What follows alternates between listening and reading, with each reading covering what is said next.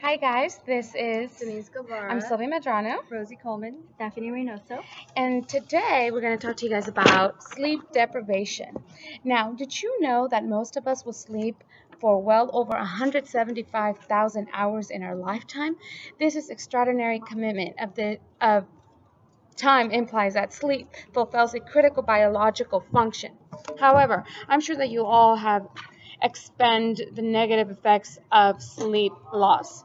When you sleep substantially less than you are used to, the next day you will feel out of sort and unable to function as well as you usually do. Although such experiences of sleep deprivation are compelling, you need to be conscious in interpreting them.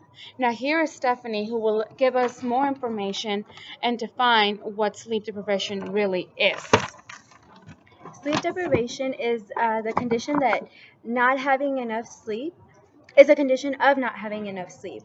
A chronic sleep restricted state causes one to feel fatigued, daytime sleepiness, clumsiness, and you either gain weight or lose weight. As Americans, we live in a society that encourages constant work. This is a land of opportunity, but we do have to work for what we have. This nonstop working and constant on the go has to cut down the time that people have for their precious sleep. While there's a broad consensus that insufficient sleep leads to general slowing down of alertness, attention, vigilance, there is much less agreement about the effects that sleep deprivation has on higher level of cognitive capacities, including perception, memory, executive functioning. Rosie here will describe to you a study that she found and that illustrates effects of sleep deprivation on neurocognitive functioning. Hello. I found a study from the University of Indiana. The University of Indiana, and it was conducted by Jeffrey Derman and David Dinges. And basically, what he was talking about here is he was outlining all the different types of sleep deprivation that can occur while losing sleep.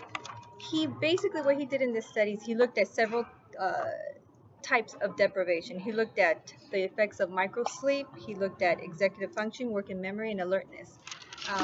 He also pointed out a specific study that they took 21 to 30-year-old random men, and they deprived them of sleep from 6 to 7 hours. And they looked at proportionally the sleep for these men was much, much harder for them to retain their energy after sleep deprivation of 15 hours. So basically, what they were saying is that there is indeed some correlation between loss of sleep and being able to regain and continue with normal functions.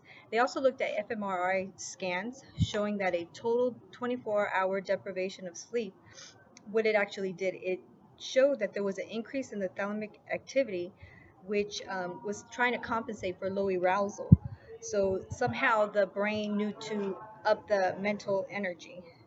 But they also looked at another study where the EEG, the sleep deprivation, showed that there was amplitude showing that working memory after 15 hours was very decreased.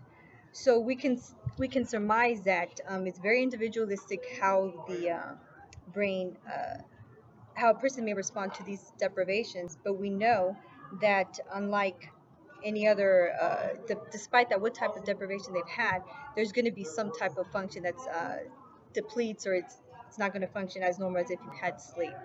So now what we'll do is I'll send you off with Denise, and she'll give us one more.